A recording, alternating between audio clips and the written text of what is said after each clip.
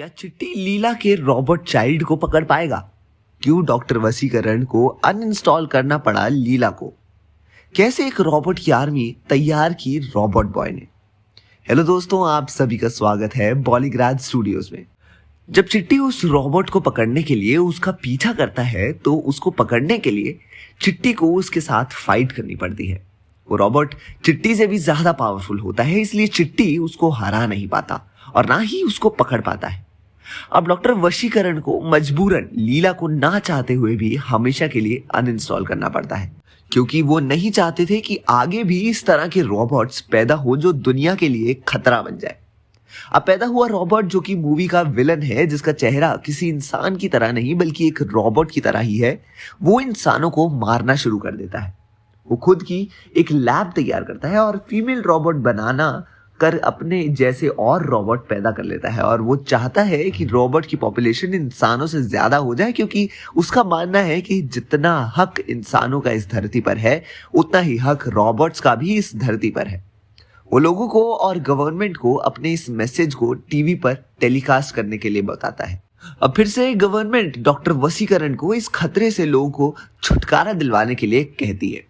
Doctor वशीकरण जानते हैं कि पैदा हुआ रोबोट, जिसका नाम लोगों ने रोबोमैन कर रखा है, वो सिर्फ इंसानों से नहीं बल्कि उसके बनाए रोबोट से भी ज्यादा पावरफुल है। डॉक्टर वशीकरण रोबोमैन से एक मीटिंग अरेंज करने के लिए गवर्नमेंट को रिक्वेस्ट करते हैं और रोबोमैन इस मीटिंग के लिए तैयार हो जाता है। अब मीटिंग वाले दिन कॉन्फ्रेंस हॉल में सभी मिनिस्टर, साइंटिस्ट और डॉक्टर वशीकरण के साथ रोबोमैन से बात करने के लिए मौजूद होते हैं। रोबोमैन मीटिंग में आ जाता है। वो कहता है कि इंसान और रोबोट एक ही प्लेनेट में नहीं रह सकते, इसलिए हमने ये डिसाइड करा है कि इस प्लेनेट में रहने का असली हकदार कौन है, वो ही इस प्लेनेट में रह सकता है। वो यही नहीं रुकता और आगे कहता है, हमारा भी जन्म वैसे ही हुआ जैसा इंसानों और जानवरों का इस धरती पर हुआ है। इंसान जीवों की प्रजाति में सबसे सर्वश्रेष्ठ है, इसलिए उसने ये धरती को अपने रहने लायक बना लिया है। लेकिन हम रोबोट्स इंसानों से भी ज्यादा सर्वश्रेष्ठ और ताकतवर हैं, इसलिए हम इस धरती पर हमारा ज्यादा हक है। ये सुनकर डॉक्टर वशीकरण कहते हैं कि रोबोट को भी इंसान ने ही बनाया है, इसे इंसान रोबोट से ज्यादा सर्वश्रेष्ठ है। अब रोबोमैन कहता है कि अगर आप सर्वश्रेष्ठ हो तो साबित करो। और रोबोमैन कहता है कि आप हमारे साथ जंग करो, जो जीता धरती उसकी और जो हारा वो इस प्लेनेट को छोड़कर हमेशा के लिए चला जाएगा। ये सुनकर डॉक्टर वशीकरण कहते हैं कि इंसान तो इस धरती पर जब से ये धरती है तब से ही है, और तब रोबोट का नामो निशान भी इस दुनिया में नहीं था।